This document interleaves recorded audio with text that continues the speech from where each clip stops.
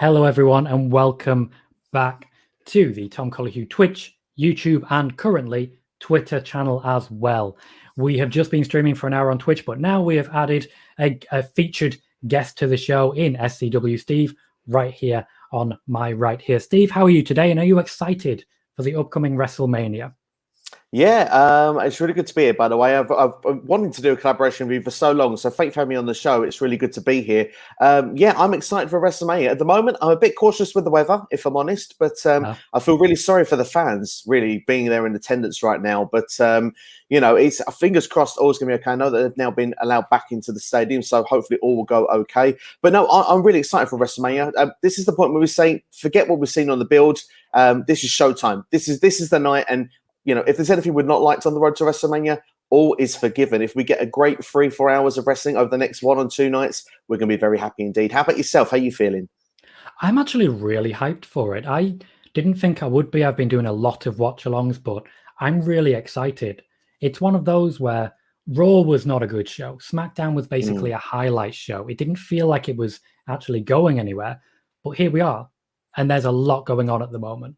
And I'm really excited for the matches that we've got coming up.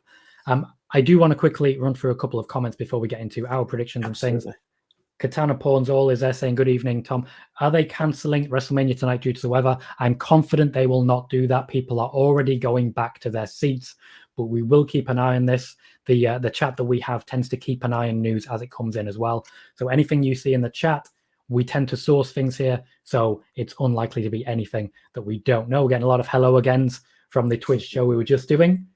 Essentially, Steve, I closed the previous stream over on Twitch, started it right here, and I've been gone for about 30 seconds. Brandon says, hate to be that guy. Chances we could see Brock tonight for the first match in some way, shape, or form. Steve, I want to throw that over to you. Do you think in the first match, which you know is going to be Drew versus Bobby, do you think there's any chance we see Brock Lesnar? Realistically, I feel no, but in a dream scenario, I'd love it. I would really like to see it. Obviously, whoever wins, for me, particularly Lashley and Lesnar is a match I want to see. But at the same time, I mean, of course, there is unfinished business with Drew and Brock as well. I've always wanted the triple threat as well. Maybe I'm being greedy here, Tom. Tell me. I think maybe you are being greedy, but let's be a bit greedy. You know? Why not? It's WrestleMania. Yeah, let's spoil ourselves a little bit. It's WrestleMania. It's supposed to be the show of shows. And it's strange that it feels different having Brock Lesnar out of WrestleMania. So many people would have said, oh, we're really happy to not have Brock. And they're also the people saying, we miss Brock. It's quite confusing in that regard. I personally think at some point we're going to get that. Oh, sorry, one sec. Jonesy Chats Wrestling, someone that both of us are very aware of, says, the win just knocked down a bunch of the floor seats at WrestleMania. Oh, God. Oh, I would have loved to see that. Oh. I would have loved to see that. That just would have been funny. We're getting a lot of hellos, so let's celebrate the team. We got a hello from Eleanor, in case you're not familiar with some of these. Bill Sawan saying hello. Big Money. Matt saying hi. The DDT saying, can you see us? We can't, but you can see us. That's the wonder of live things. Frank Pettiani, please let me know if I pronounce your name wrong. From Peter Torch says, what's happening, good sir? Jonesy is sending us a picture. Oh, which will be fun. Be good fun. Yeah. OVW HHW show saying, how's it going? Again, a name that we're both familiar with. Jazzy Jeff Izzle, hello, welcome. Lots of people saying hi. And Corey saying this, so let's celebrate it. Saying that we have a good community over here on the channel and friends since January for the Rumble, which is when we started. Thank you, Frank, for saying I pronounced the name right. And Bill's saying cardboard cutouts will be all over the place.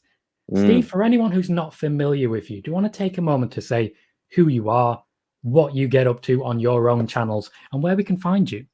I appreciate that massively. Well, I'm on YouTube predominantly. That's where I do a lot of my content. A lot of it's opinion-based on the current product. Sometimes it's retro stuff as well. I like to do a lot of fancy booking and sort of just those creative opinions. On YouTube, I'm SCW, the wrestling channel. I'm on the road to 1,000 subscribers now. And, of course, be magical if we hit it over WrestleMania. That would be a WrestleMania moment for me, personally. But you can see on the SCW_Steve. That's where you can find me on Twitter. That's my username if you want. And, yeah, I mean, I've been doing the Twitter game for quite a while now, but I've been doing consistently more over the last 12 to 18 months. I think since that lockdown thing started, that little pandemic, I think everyone's kind of got more into this than what perhaps they were doing previously. So I'm doing a lot more content than perhaps what I was before. This week has been off the chain with the amount of content that's been going up. So lots of things for people to go and check out. But no, thank you for letting me plug that. It's really great to be here.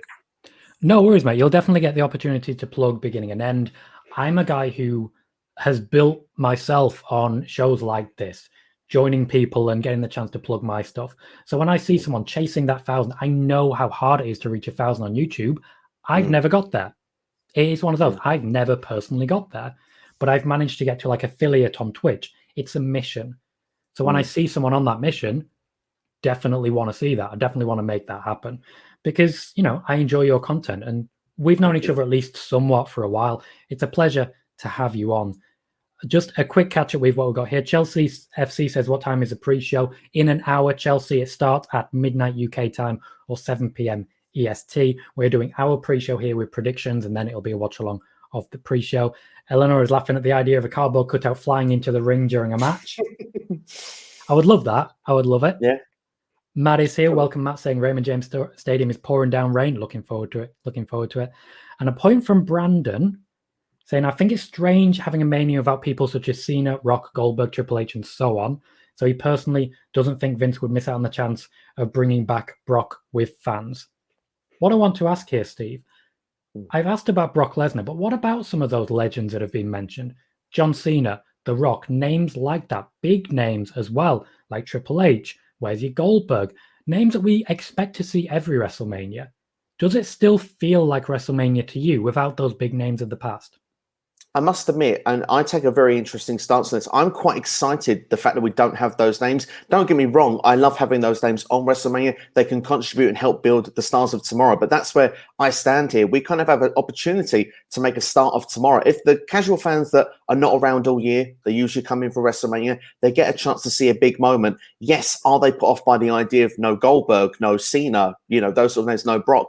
That can be a problem. But if they are willing to sort of say, well, no, look, there's some new people here. Let's give this a chance like we've had in some previous eras in wrestling. We've got a chance to have a WrestleMania moment, build that moment, have a new star. And, I mean, someone that's, if you don't mind me slightly going on a slight tangent, I'm a very casual New Japan fan, very casual. I'll tune into Wrestle Kingdom like most people will do. I'll tune into the odd show here and there. But usually when I do, from year in and year out, you see those people and how they've developed from that one year to the next year. There's an actual pattern of what you're seeing going along. I want to see that with the new stars of tomorrow, and I don't see that consistently done in WWE. I think if that was done more often in WWE, those stars that you could see potentially that we could have had for tomorrow would possibly already be there. But I think a WrestleMania like this is a great building block to start on that, because you've got a great main event on night 2, you have on night 1 as well. But what a groundbreaking moment for night 1, for example, for someone like Bianca Belair. A star could be made instantly. She's won the main event and won the SmackDown Women's Championship. That would be one of those moments. So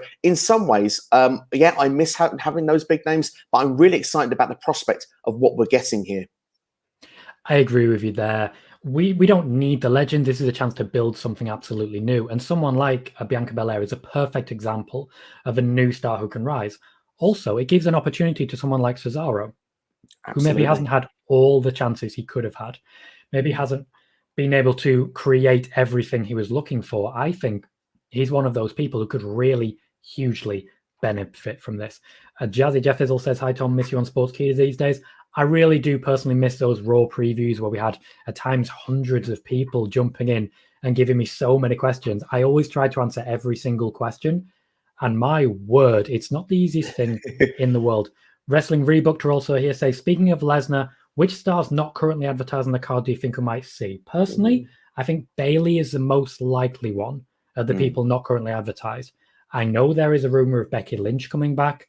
I'm not entirely sure it's going to happen. I can say with certainty that she is there at the actual arena, but she's been at the arena before. She teased us at Royal Rumble with a picture of the curtain. Maybe she's doing that this time.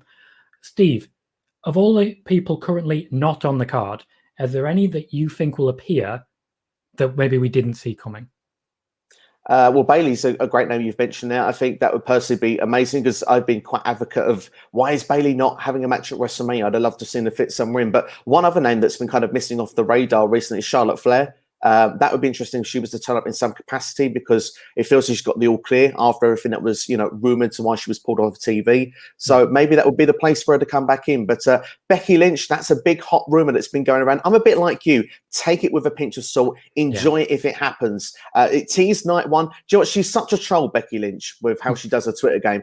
It's literally that the writing says night one. You know that at the end of the night we'll go, oh, she didn't turn up. It's not happening. She'll turn up tomorrow night. That's just how Becky Lynch plays things. She doesn't do things by the rules.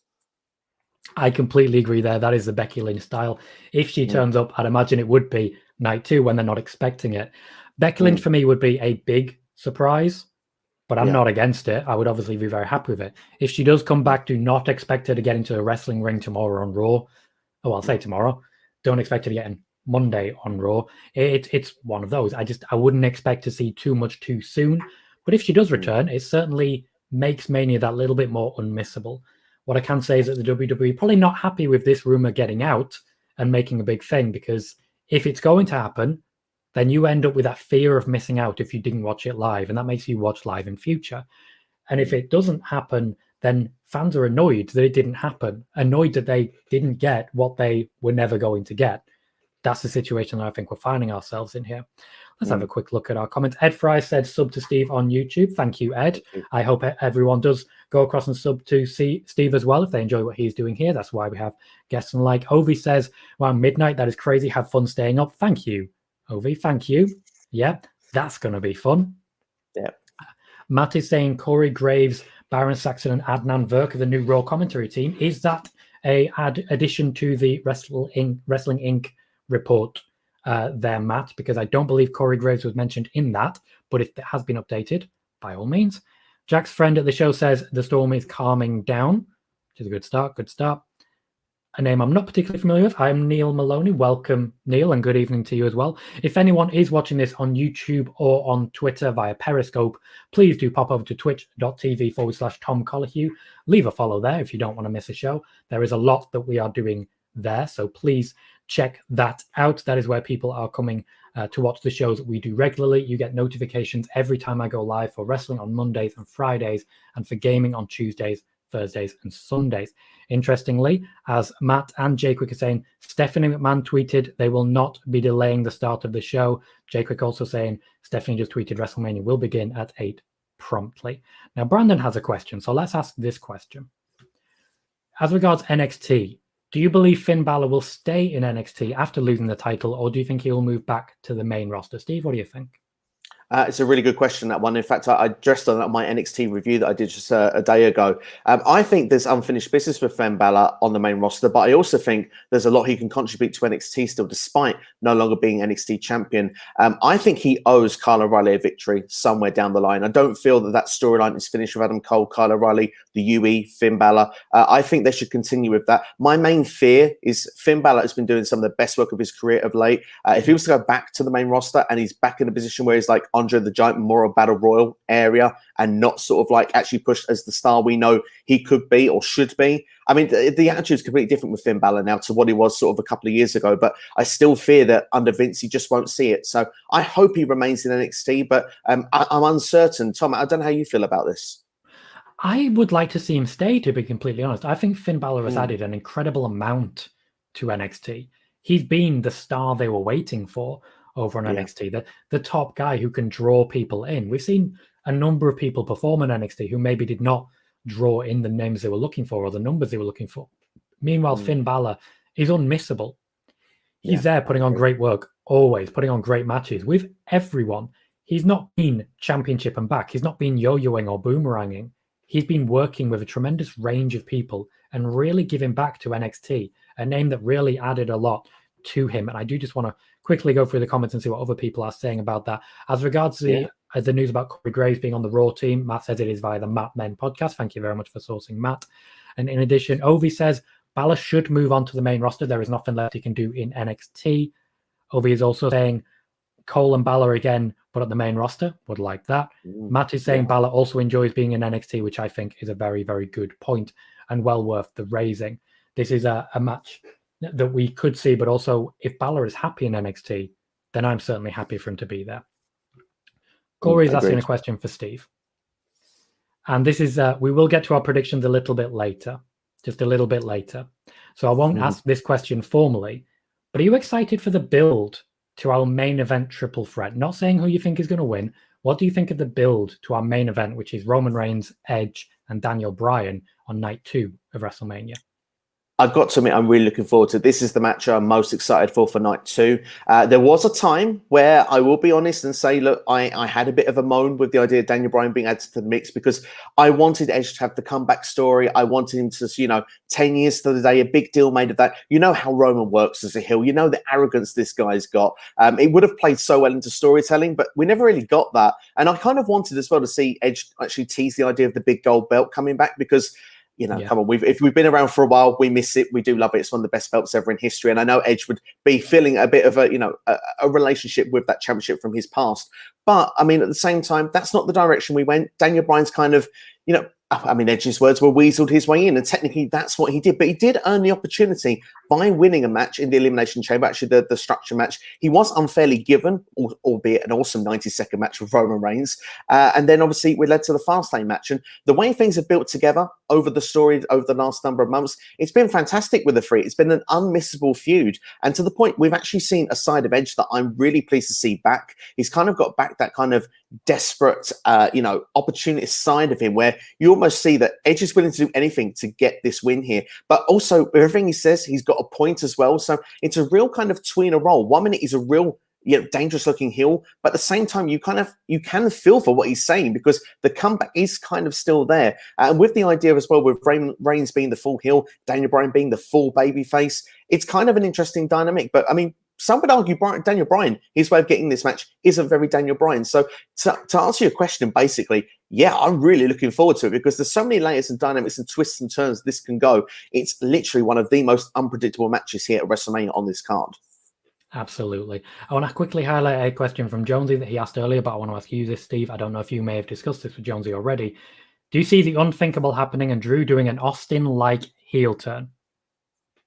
We haven't discussed this. No, this is definitely something that George has thought of in the last couple of hours, and it's a great question indeed. The thing is if fans boo Drew, this is the worry. Where does Drew go from here? Because I think fans will only boo Drew if he wins the championship and they want Lashley to keep it. That's where we're kind of with that dynamic. And I think Drew McIntyre's been booked as a superb babyface. I'd hate to see them have to turn him heel. I think they've done a great job of him during the pandemic era. I'm probably giving a slight spoiler away here, Tom, so I do apologize, but I just feel it's Lashley's time. Now, I'm not saying that means what the result will be, but if Drew does win the belt, fans might turn. And there is a suggestion where perhaps maybe Drew may have to turn heel if that goes down. But will it be like an Austin-like where it's at this show? For me, I don't see it. But goodness, what a twist and a turn that would be. It would be a shock. I get what you're saying about spoilers as well. A spoiler for the prediction, certainly. We try to avoid spoilers on the show, but a spoiler for a prediction is absolutely fine. Absolutely. Don't worry. Yeah. As regards that earlier conversation, Brandon says Nakamura and Jeff Hardy aren't on the card, so possibly they would appear. I don't see that personally. I think they've had their moment, as it were, and Jeff Hardy just isn't on the card. Ed believes if Becky Lynch comes back, Vince is hitting the panic button. I don't entirely disagree, but at the same time, I think that might be a bit of an extreme opinion. Just for me, Becky Lynch's return will happen whenever Becky Lynch wants it to be, and I think Vince is beholden to Becky on this particularly. Bilser is throwing our Vince McMahon emotes, which actually look kind of like Shane, as Love Wrestling CA mentioned of the last one. That's the one emote we have on our Twitch channel at the moment. More will be coming, but if you are over on Twitch, that is : Tom Col Vince, and your Vinces will pop up. Big Money Matt is saying, is midnight the time that WrestleMania night won't be over? Absolutely not. Over here in the UK, the WrestleMania show will end at about 5, so it might be midnight EST, but it's going to be at least a 4-hour show, or thereabouts 4 hours when it comes to WrestleMania. Let me just catch up briefly with the chat.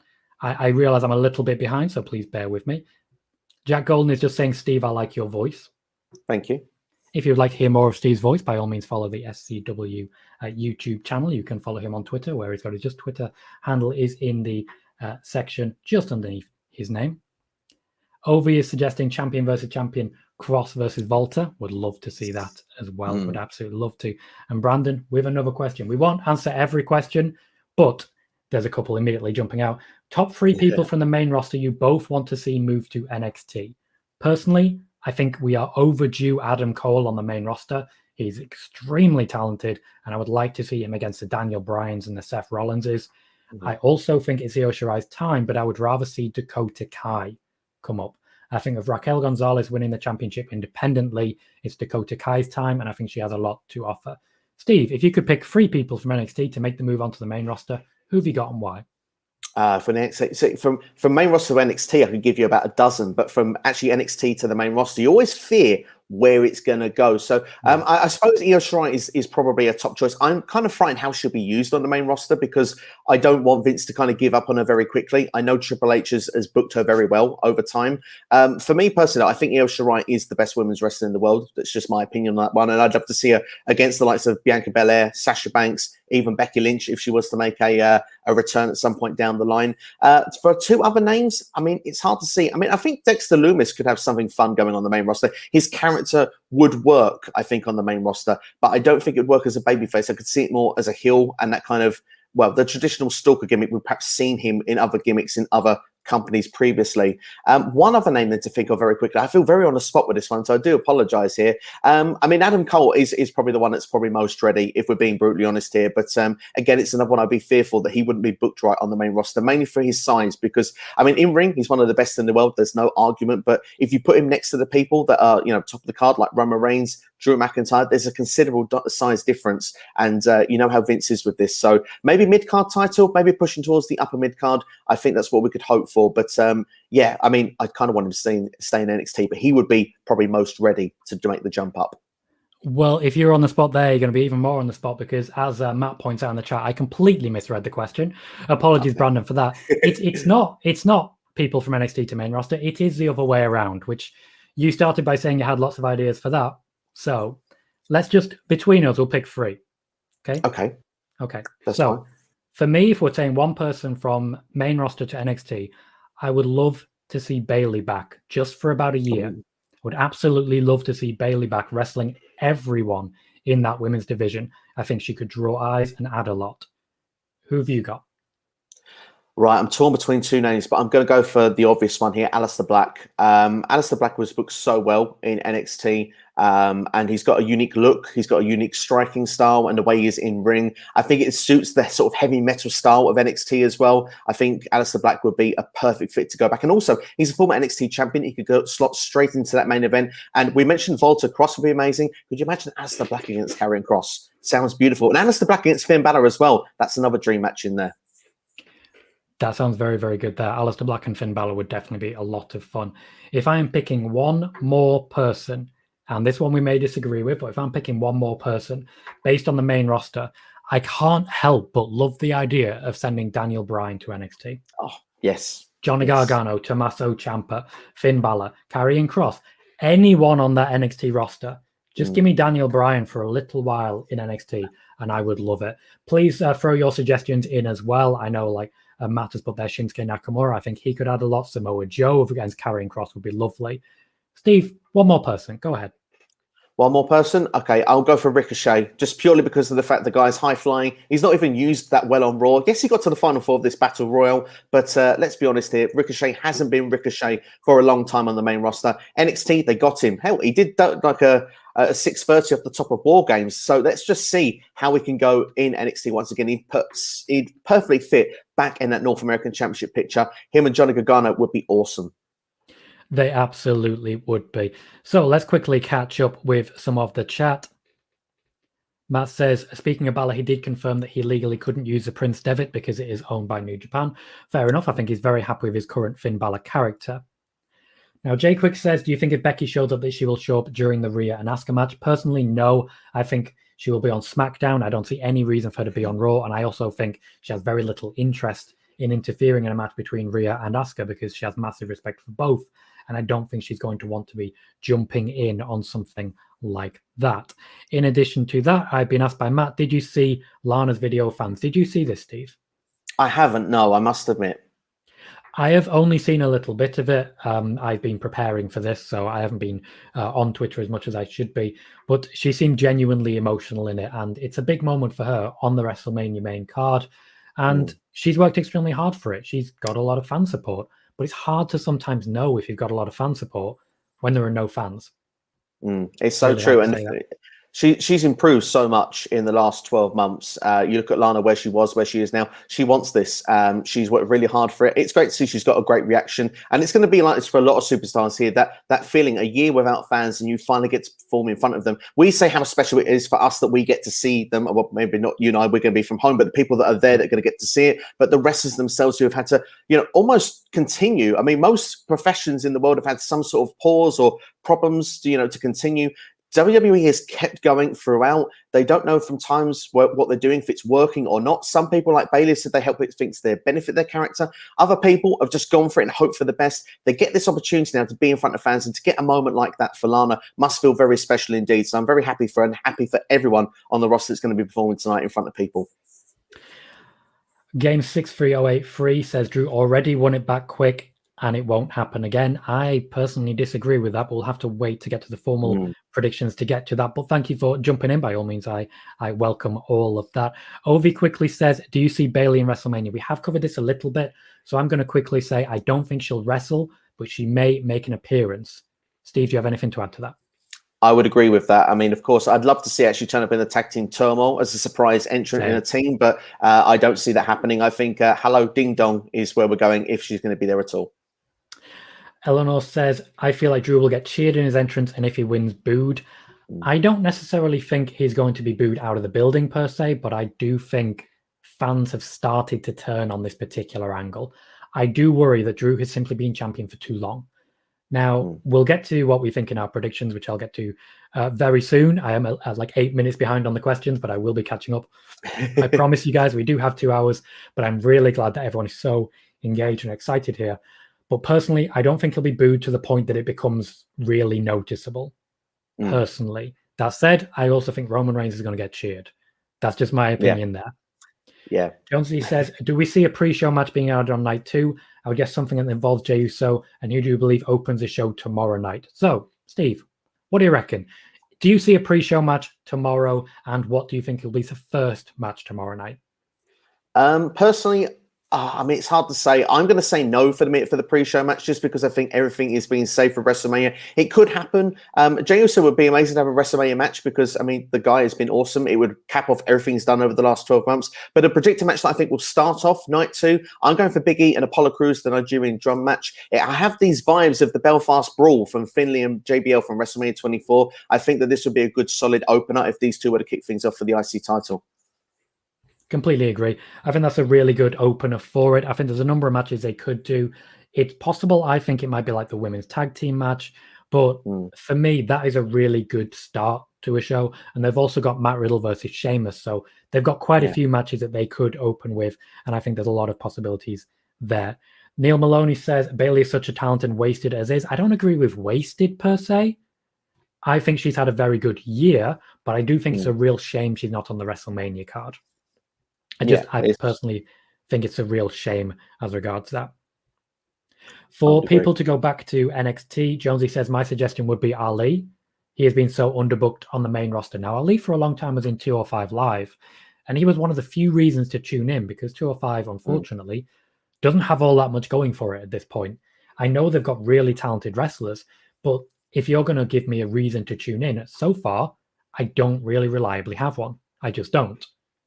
As regards Mustafa Ali, I think that'd be a reason for one. His feud with Buddy Murphy was incredible on 205 Live, the no DQ match that they had. I think that would be a lot of fun. Steve, what do you think about Ali going back to NXT? Yeah, I'd be a fan of that. I mean, Mustafa Ali on the mic is absolute gold. And you say they're from 205 Live. I was a big fan of the work there. When he had him, Buddy Murphy, Cedric Alexander, all in the house there at 205 Live, it was unmissable every single week. There was a good, at least a good solid match, 25 minutes to close the show each and every week. And yeah, like you said, there's no reason to. I do know it's still going on, but you'd forget it's going on. I mean, I know Mansoor has been like on a great Goldberg run, but I haven't watched any of it because there's no need to. Absolutely fair. It's a difficult position for a lot of the wrestlers on 205 Live. The viewership isn't growing. It just isn't. And there's not much they can really do about it. No. 205 Live now is, I think, less advertised than it has been for a very long time. And they go about their business. They put on really good wrestling matches. But if the company isn't behind them, the company isn't behind them. And there really isn't that much they can actually do. No. Brandon has said, really hope Sheamus beats Riddle and has a good title run. He deserves it. And with this in mind, let's start talking about our predictions. We are half an hour in. You guys have kept us talking the whole time. Thank you for interacting, for chatting, for following, for everything you guys do. So let's talk about the card. And I'm just going to run through all of the planned matches, starting with night one, of course. So let's talk about Tag Team Turmoil.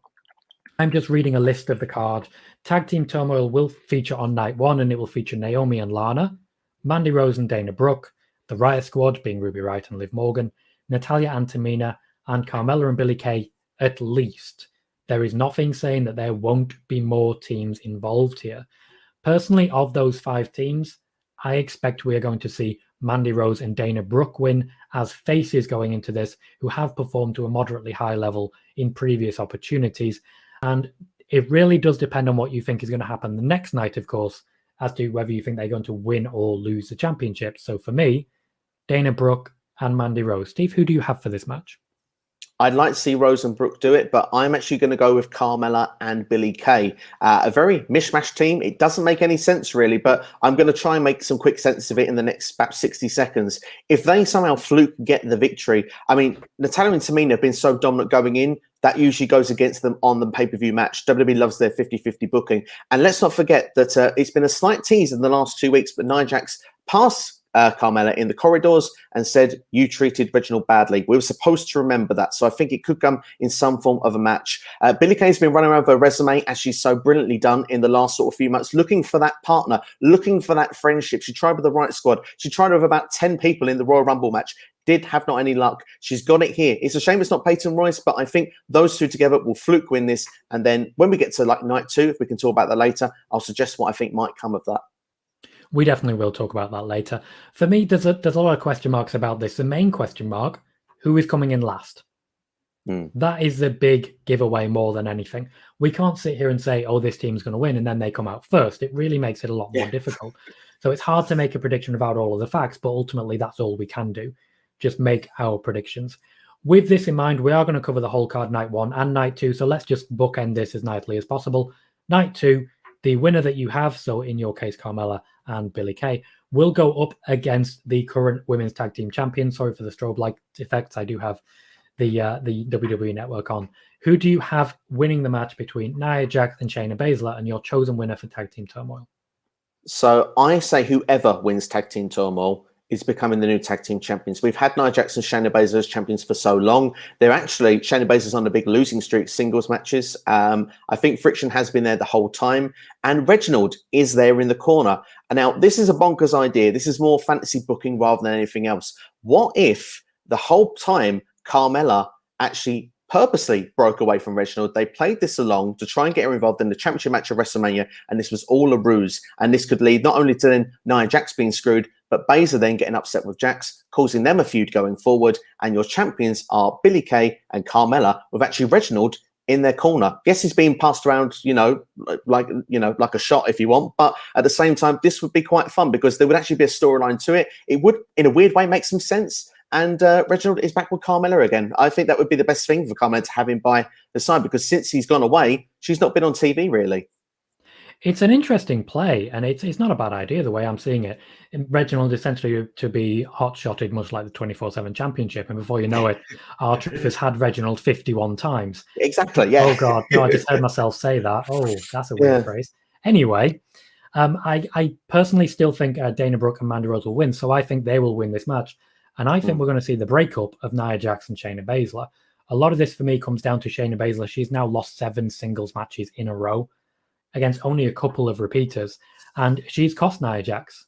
She's cost Nia Jax an opportunity at the SmackDown Women's Championship. There's a number of things like that. And Shayna Baszler is not a fan of Reginald. So I think they will do a breakup. I think Dana Brooke and Mandy Rose are a logical next champions. And we'll see how it goes from there as to who becomes the next champions, because I think it's time. I just think it's time for them to start chasing Raw Women's Championships. I think we're going to see Rhea Ripley versus Nia Jax, Asuka versus Shayna Baszler, depending on who wins on night 2. I think that's the way they're going to play it. And I think logically, there's a lot happening there. I do want to pick something out here, which Bilser has said. The Bellas to return in Tag Team Nice. Turmoil. Steve, do you think that's something that could happen?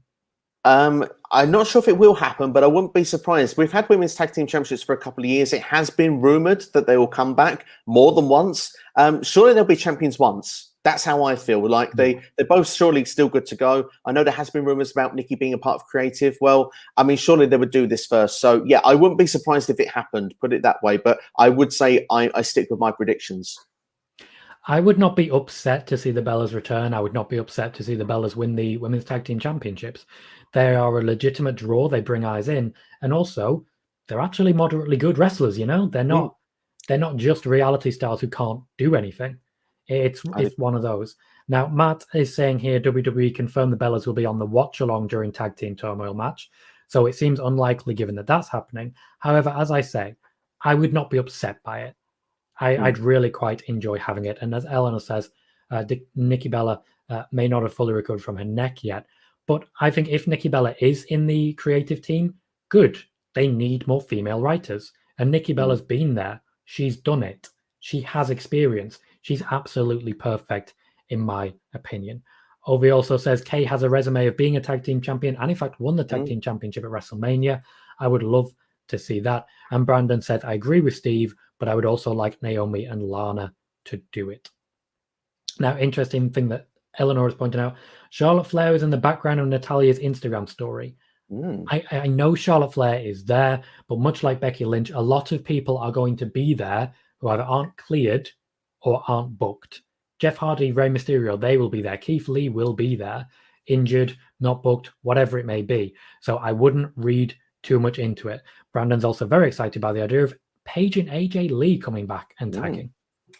Again, would have no issue with that. Never going to happen. Would have no issue with it, though. Let's move on to our steel cage match for night one. Shane McMahon, who, once again, the chat for the Twitch channel for myself over on twitch.tv/Tom Colohue, do not take credit for Shane McMahon, even though we repeatedly say his name like Beetlejuice and then he turns up. We take nothing for that. Thank you, Ed, for bringing that into it. As Nightbot rightly points out, this chat refuses to apologize for Shane McMahon, even though we are entirely guilty for Shane McMahon. Please do not use your channel points to summon Shane McMahon, as if it happens 3 times, you will summon Shane McMahon. And yes, the chat in that first hour summoned Shane McMahon 4 times rather than just 3. But Shane McMahon is here. He will be working in a cage match with Braun Strowman. I will start here. I believe Braun Strowman will win this. I believe Shane will get to the top of the cage, at which point Braun Strowman will kneel down, put his hands through the chain link of the cage, lift it up, shake Shane off it, and then hit the power slam for the pin in the middle of the ring. I think Braun Strowman will win. Steve, who do you think has got this one? I really like that idea because that's creative. We've never seen nothing like that. Unfortunately, my ideas have been done and recycled, if you want. But I look at the storyline with this, and I must admit, Braun, I have found the storyline build boring. I must admit, I've not enjoyed it. But looking at what the match we got here, I think it's going to be fun at WrestleMania. The steel cage element was Braun Strowman's idea, and the idea was that he's meant to be stupid and that Shane can outsmart him.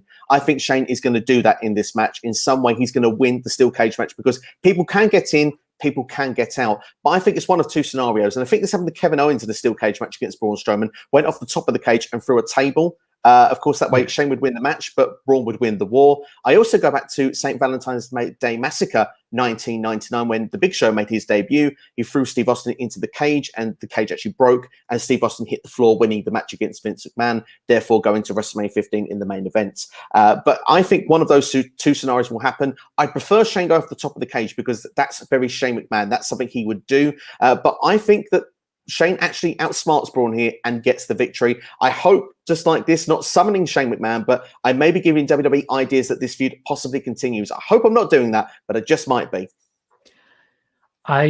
There is no doubt in my mind that they've had this idea on their own. It's Shane McMahon. You can never count out Shane McMahon. So I will relieve you of the credit there. Thank you. Well, sorry, as I say credit, I will relieve you of the blame there because I think we take a lot more blame than you do as regards that. It's Shane McMahon. You literally, nobody can sit here and say, oh, Shane McMahon's not going to win because he keeps doing it. He keeps doing it. And it's just extremely cynical of us to believe, even for a moment, that Braun Strowman is going to be treated like a big deal after Shane literally, clean as he like, beat him up and painted him. That's what happened there. He got beat up and he was painted. Brandon here is doing hashtag hair versus hair match and free bald bros because they are trying to get me into a hair versus hair match against Shane McMahon, and I'm not doing it. Brandon, give it up. Give it up. Stop it. Stop it. Now, I'm on YouTube and Twitter right now. If I wasn't, I would be swearing a lot more because, I do that on Twitch. But Bill Sir expects it to be similar to how Shane beat The Miz, both men coming off the top and then involved in some way. Or as he points out, I think Braun will push Shane off the stage and he'll win. That is an outsmart. That is very much an outsmart. And I'm not happy about it, but it's possible. It's possible. Ed, shut up. Stop with the hashtag bald. Don't do it. Don't do it. Noob's opinion is that the Braun and Shane feud is dumb. And I don't like to sit here and take the piss out of the stutter and the stammer, but Shane McMahon did it. So at this point, we're taking the piss out of him. And I think that's a fair comment. Matt is saying Shane is still on at WrestleMania. So the two being his match with X-Pac, yes? The match with X-Pac, then the match with AJ Styles, and then the match with The Miz. Help me out here, Matt. Is that the case? And Ed says, I see this being a St. Valentine's Day Massacre ending when Braun throws him through the cage, much like you said yourself, Steve. I would love it if even after everything, WWE and AEW sit down together and they have already said, like, they've already agreed, like, Chris Jericho can be on the show, but we want to borrow Paul White. Oh, yeah. Just same spot from 1999 where he pops up from the ring and does the exact same thing to Braun Strowman that he did to Stone Cold Steve Austin. I would laugh so hard. So hard. Matt, you're definitely missing one. AJ and Taker for the losses. You've got X-Pac and Vince. You haven't got The Miz in there. So it's definitely not 2-1. A lot going on there. Shane McMahon's wrestled a lot more than we seem to realize. Yeah, I've got one more crazy idea. You mentioned there with the idea of the Big Show and AEW there. I mean, we keep talking about this Forbidden Door opening. Not that we actually genuinely believe that WWE and AEW work together. Could we get a new alliance? Shane McMahon actually helping AEW come and do an invasion angle once again? 2001 revisited, 20 years later. That would be a fun storyline. It certainly would never happen, but goodness, that would be a bit of fun, wouldn't it? That would be great fun, but they would never agree on who's going to win. No, that's the issue they've got. One of them would have to accept that they're the smaller team, as it were. Now AEW are the smaller team, but they've got a big promotion mentality, and that is a very, very good thing to have. Now, while we're on this particular subject, a couple of quick sub questions. So Jonesy is saying, who will be the 2021 answer to the Mean Street Posse? Now, I have absolutely no idea how any of us can answer this. So, Drew Gulak, Humberto Carrillo, and Adam Pearce. I like it. That's all I'm going for, because who the hell knows as regards that one. Matt has done his research and come back with 4 wins against X-Pac, Vince, Miz, and KO and Sami in a tag team match with Daniel Bryan. 2 losses to AJ and Taker. So, Shane McMahon, pretty good record. Also, Brandon has asked for our thoughts on the Chris Jericho photo of him in front of the Mania plane. Steve, if you'd like to start us off, your thoughts on the Jericho picture in front of the plane with the WWE logo on the tail. Such a tease, isn't he? That's what he's doing. He's teasing us. He makes us believe that he's coming to WrestleMania. Of course, it's just the link here to do with the podcast. I don't see him actually turning up at WrestleMania. If it did happen, goodness, we know what we're reviewing, don't we? Immediately, it'll be the first thing we'll all talk about. But no, I just think it's all a bit of tongue in cheek, isn't it? I don't see anything more. Maybe Jericho might be in attendance in some way, watching the show. I think it's as far as it goes. We won't see him on camera in any way. I don't believe it was related to his appearance on anything. I think he was flying into Tampa probably to be in attendance. I feel he may have bought a ticket to WrestleMania because he will, of course, be there in some capacity anyway, living nearby. And I do feel that it's one of those where he's seen it and thought, oh, this will get people talking. And it did. It absolutely did. It's one of those. Jericho's a very, very smart man. Absolutely. A little bit of the bubbly. Absolutely. AEW has the best marketing team in wrestling, even better than WWE, because you say the Forbidden Door, that's branding. It's not a real thing. It's pure branding. That's what AEW do. That's how they hype people up. They're incredible at that. And Chris Jericho is obviously a great talent in that regard, getting eyes. It's just very, very clever. I hope he will be in attendance. And I think back, you say you're a casual New Japan fan. I'm very much exactly the same, a casual New Japan fan. I think back to Braun Strowman walking through the crowd looking for a tag team partner, walking past Tetsuya Naito, walking past Kazuchika Okada, walking past everything like that. Absolutely tremendous. I do have to pause briefly to say a big thank you for the raid to Love Wrestling CA, bringing in a raiding party of 8. We've been sending you a couple of raids over the last few. Ed has given you a shout out, so a big shout out to Love Wrestling CA. Thank you very much for raiding us, for bringing people here. Let us know if you are doing a show later on today, and we'll see if we can return the favor based on the people who've been raiding us lately. We will be keeping an eye out for who we can raid. Absolutely. So thank you very much for coming in and for bringing your audience with you. By all means, ask whatever questions you have, and we will by all means talk all about it. So Nightbot saying a big thank you to Love Wrestling CA. You can find and follow them, twitch.tv/Love Wrestling CA. And also Corey MLB, a big thank you to you. Just subscribed to Steve on YouTube. Thank you. Appreciate it. Love Wrestling does say we'll be live immediately following WrestleMania for our Love Wrestling Reacts. So essentially, you'll be live right after my show finishes. So I'll keep an eye out for you guys and see if we can return the favor as it goes. Lots of people welcoming the Raiders. Thank you, everyone, for welcoming the Raiders. That is a really important part of this. So a huge thank you to this community and the way you are also welcoming to each other. Thank you very much for that. Let's move on to our next match. We have the Raw Tag Team Championship match. The New Day, the current champions, will take on AJ Styles and in his wrestling debut on the WWE, Omos. He's debuting at WrestleMania, which is a pretty big deal. Who do you think is going to take this one? It kind of reminds you of like Biggie Langston back in WrestleMania 29, making that debut in the Tag Team Championship match. Biggie was on the losing end that night. I think Omos wins here. AJ, I guess here with this partnership, it's a great storyline. Do they really get on the same page well enough? The New Day always do. But I do think the New Day have had a lot of the ups going into this, but they're not all walking away with the championships. I think AJ almost walk away. Almost as an attraction here. He's got something about him, and WWE obviously sees something. We're going to see if he's going to sink or swim tonight in that environment, but he's got great workers around him to protect him. AJ Styles will be with him throughout a lot of the summer. I see these two being tag team champions for a foreseeable future at least. So yeah, AJ and Omos for me.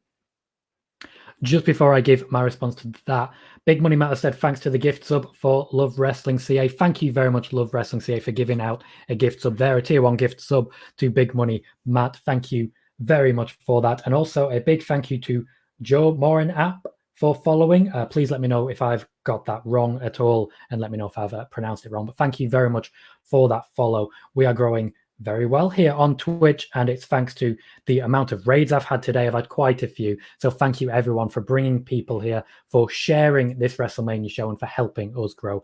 A huge thanks. My opinion as to a result of that, as Jack is saying here, I do think we are going to see AJ Styles and Omos win this match and the championships as well. As I've been saying in my predictions on PW Torch, on this show as well, and on the EPW Everything Pro Wrestling show with Conrad, I do think it's pretty much guaranteed. I think it's very, very likely that Omos and AJ Styles are winning the championships here. I think Styles will have a great match with Xavier Woods. I think he'll have a great match with Kofi Kingston. He'll build the hot tag, and then it'll be a simple case of Omos finishing the job, winning the championships. I think it'll be as easy as that. I want to say hello to Joe Morinap, who just followed, saying, Mighty Joe of Love Wrestling here. Thanks for having us. You are more than welcome. Joe will be sure to send a follow your way just after. But Love Wrestling has not stopped. Another gift sub, this time to Corey MLB. Says you've gifted free. One more to Jonesy Chats Wrestling. Thank you very much for the gift subs. Really appreciate. And as Ed has pointed out there, as I know you are about to reach affiliate, he says, once we get to affiliate, Ed will be subbing to you guys. We'll be sure to come your way when that happens as well. So a huge thank you for the support here, Love Wrestling, and thank you very much for dropping in. Let's see what the chat is saying about the match. Missed one.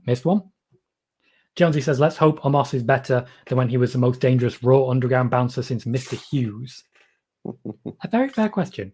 A very fair question. Jack is also celebrating, saying fair play. Good on you guys. Ed saying thank you as well. Now, Matt has said it sounds like more rain maybe hitting the Raymond James Stadium. Not looking good for the WWE. I do think the show will go on. I think the WWE are pugnacious, I think is probably a good word for it. We'll keep their heads down. We'll keep charging into this particular storm. And I think as long as there is no lightning, they will continue. Corey believes Omos is going to help AJ win. I think Omos will essentially get sick of the match, tag himself in, and take the win personally. So let's talk about the next match in our list. That is Cesaro versus Seth Rollins. Again, we are currently doing our WrestleMania predictions just before the show. We are 10 minutes away from the kickoff starting. So, what do you think is going to happen between Cesaro and Seth Rollins, Steve? To say it simply, I mean, this storyline is all about wasted potential, isn't it? I mean, if there's ever a match where Seth Rollins could lose and it wouldn't affect his career, it's this one. This is the first time Cesaro is getting his moment, a one-on-one match at WrestleMania. It's been built around 22 swings. It's hopefully going to be 37 swings. Hopefully it's not fabricated like a WrestleMania attendance. But no, it should be really cool. I'm looking forward to how this is going to play out. And I think Cesaro is going to get his moment. I'm quite firmly sitting in my Cesaro section, and I'm going to back him because we've gone through a lot of hurt with Cesaro over the years. If you've been a follower of him, a supporter, hoping he's going to get to that spot, hopefully now we're finally going to get there. This is going to be the first moment we go and see him go, maybe after the Money in the Bank, the Intercontinental Championship, maybe even a world title match. We'll have to wait and see. But I think for sure Cesaro is winning this match. Him and Seth are good friends. They're going to put on a killer match. I can't wait to be blinded by Seth's suit, and it's going to be awesome. Honestly, all round, this is going to be amazing. I can't wait to see it. This could potentially be match of night one for me. I agree. I do think this has massive steal the night potential. I really do think it's got incredible potential to be doing that. And I think it is all about those swings. I've never seen a match so focused around swinging in my entire life. And I really do think they're going to try and set a record here, at least a WrestleMania record. Seth will want to do that just as much. And I'm very excited for their next choices there. And the next feud, I think Seth wants to put Cesaro over. I really do.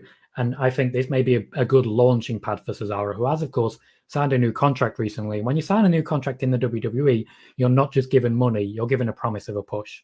Whatever that push may be, to whatever level it is, they do talk about pushes. Bobby Lashley's been open about this, him wanting to face Brock Lesnar and mentioning that in contract negotiations. Hasn't happened yet, might come up a little bit later. I need to pause again a little bit briefly to celebrate more going on in the chat. A huge thank you to you guys and everything you are giving us here. Love Wrestling CA again gifting a tier 1 sub, this time to Jack Golden. That is 4 so far. Huge thanks, Love Wrestling, for the raid, for the chat, for the company, and for the gift subs. That's a huge benefit to me personally and, of course, to the chat. So massive thank you there. I also have to highlight some more comments as regards yourselves, guys. Corey saying, yeah, we've been loving your channel. I did ask the chat who they wanted to go to yesterday. The answer was Love Wrestling. So definitely everyone happy with what you guys are doing over there. And of course, I'm very happy as well, because otherwise I definitely wouldn't be sending people your way. I guarantee you that. Big Money Matt also saying just followed over on Love Wrestling, and I do recommend that everyone follow over there as well. We don't often stream at the same time, but when we do, I'll probably be sending people their way because I'm very happy with that. Oh, of course, if your name Love Wrestling, thanks for the love. It is a bad pun, but you know what? There's branding there. There's branding. Ed, just a quick note on this one. I'm currently working in StreamYard, so I cannot keep track of what's going on with potential trolls. Ed, free reign, if you will, sir. Let's move on with the card and what we have here. Let's go to the celebrity match of night one. There will, of course, be 2 matches featuring celebrities, one for night 1 and one for night 2. So let's discuss the night 1 celebrity match, that being Bad Bunny and Damian Priest versus The Miz and John Morrison. This was recently made a tag match, recently as Raw, even though briefly it was going to be a one-on-one match between Bad Bunny and The Miz. Now, this is a celebrity match, so it's hard to say with confidence who's going to win this because there's so many factors at play. It may be because they're on Peacock. It doesn't matter who they're against. Bad Bunny's going over. It may be because Miz is a reality TV star. They get better headlines by putting him over. And it may be that someone backstage is saying, yeah, Bad Bunny's not taking a bump. Bad Bunny's not taking a bump, make him look good. It's really hard to judge on these things. But Steve, I'm going to ask you to do it anyway. Who do you think is winning this tag match? Well, I think it's quite clear that a celebrity doesn't lose at WrestleMania. I don't see Bad Bunny losing here. I'm glad it's been put into a tag team match. I mean, I know there was niggling injuries for John Morrison and Damian Priest. Both seem to have got the go-ahead. That's great. It's going to really help the match because obviously if Bad Bunny, he's not got so much he can do in the ring. The workload is actually now taking a lot off of his shoulders, which is great. I do think we'll get a big spot though with Bad Bunny in the match, but no, I'm going to go for them to win. I think this is going to work all around because a lot of eyes will be focused on this match outside of the wrestling world. We think about us. Let's think about the casuals for this. This is the match they're going to be most invested in because, I mean, Bad Bunny, Grammy winner, Saturday Night Live, everything the guy has done, and people will be interested in it. So Damian Priest is going to get a big rub off of this. Whether he gets the pin or not, he is with Bad Bunny. And the thing is, Damian Priest is the one that can go off into the summer, hopefully benefiting from this. And I really hope he's in the Money in the Bank ladder match this year going after that. But we'll have to wait and see. But as for now, I think that all around, this has worked the boxes perfectly. I've enjoyed the storyline, particularly in the last few weeks, even with the car this past week on Raw. Yes, it's not the Corvette of Vince McMahon, but do you know what? It certainly was fun to see nonetheless. I've enjoyed all of this. I think it's been good. It's a guilty pleasure of mine. Let's give Bad Bunny and Damian Priest the victory. The Miz and John Morrison, they've done fun work as their heels, and they're going to lose here, and we're going to enjoy it. So yeah, all round, this should tick all the boxes. There's a lot of very good stuff in that answer. So if you'll forgive me, I'll break it down a little bit. Firstly, the Corvette. Memories. If anyone is not aware of that, and I imagine quite a lot of you are, cement mixer, fancy Corvette with the top down. Steve Austin not happy with Vince McMahon. It's just that moment where the windows bulge out because the car gets full. If you haven't seen it, check it on YouTube. It is a glorious watch. I guarantee you that. In addition, you've said there about the idea of Damian Priest and Money in the Bank. That is a fantastic idea. I would absolutely love to see that. You've talked about Damian Priest getting the rub, and I think it's very telling that when all of the t-shirts sold out for the Bad Bunny initial run of WWE t-shirts, what we actually got was a t-shirt with Bad Bunny, Damian Priest, The Miz, and John Morrison replacing it. We had all of them on that shirt because they realized that he was selling out, so you can get other people over at the same time. They added a lot with that. Bad Bunny has been supremely successful in WWE. You mentioned also a guilty pleasure. This is just a pleasure of mine. I think Bad Bunny is someone I didn't know, and Jack is very much in agreement there. Didn't know Bad Bunny before, but I definitely know and like him now. I didn't know Bad Bunny, and I was not enamored of the idea of he's going to come out and rap about Booker T. But then he did. I didn't hate it. And then he did everything else.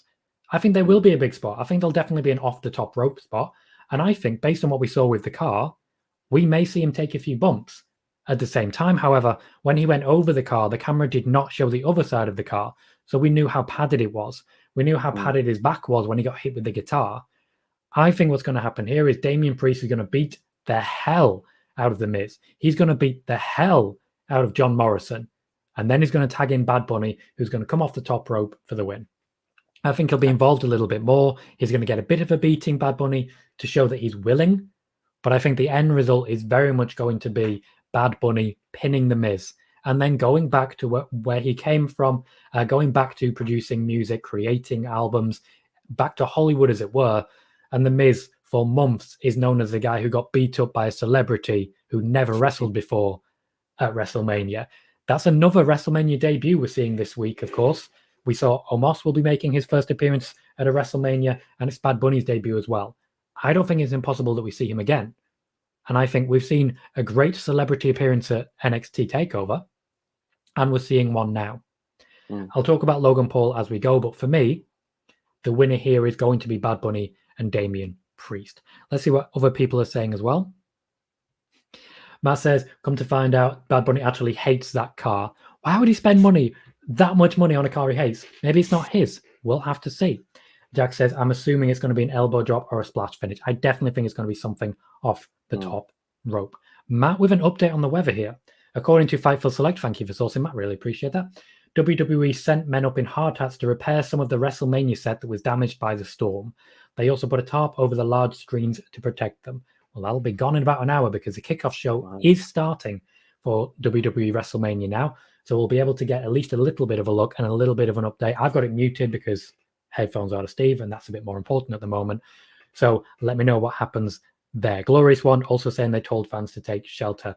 Very quick moving situation here, but Stephanie has said the show will go on.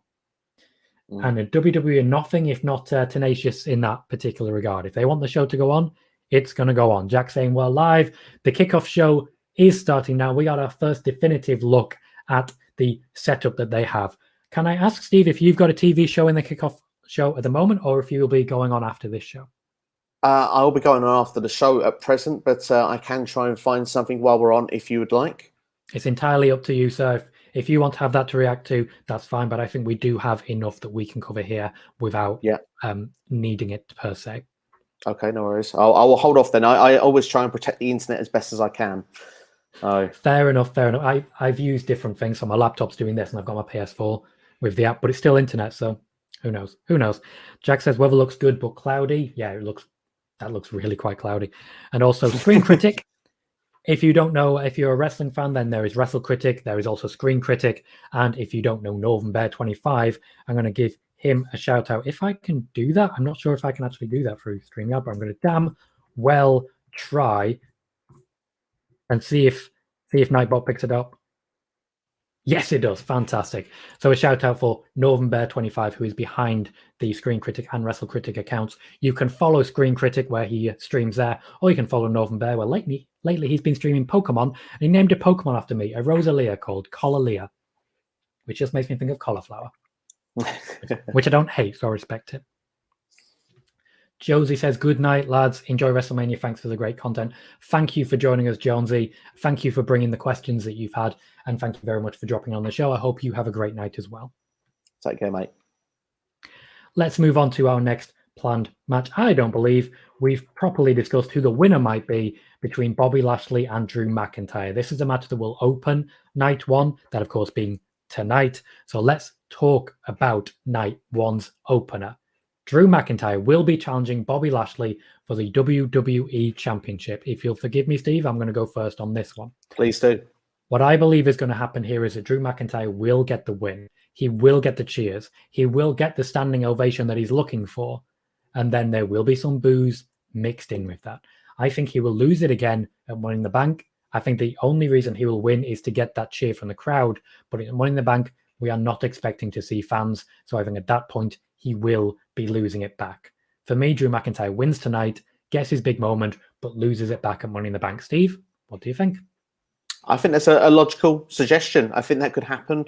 I spoke to a few people. They said they wouldn't be a fan of that idea purely because they feel Lashley shouldn't lose the belt so soon into winning it. I can understand that. If I talk about wants and what I think will happen, I want Lashley to win. But of course, I'm not going to be upset if Drew does. I think Drew is a top babyface. I think he's been booked superbly. I just think he's had his time. I think it's Lashley's time to go on and face new people. But, I mean, if Drew wants to go off and have other programs, he would have them there. Braun Strowman, he's not faced. He's not faced The Fiend. So there are people that Drew McIntyre can go and face as champion. But it's going to be an interesting dynamic. Let's look at what we've got tonight. Bobby Lashley was so over as that monster. And he was the person that, of course, Elimination Chamber took out Drew McIntyre so The Miz could cash in to then get his opportunity to destroy The Miz. Lashley was on a different level and fans are really getting into it. And I think WWE have kind of ripped that momentum away, ripping apart the Hurt Business, which one of my favorite videos I've made recently was saying that breaking up that Hurt Business was a big mistake. And I truly think it was. The fact they brought in King Corbin into the mix just to make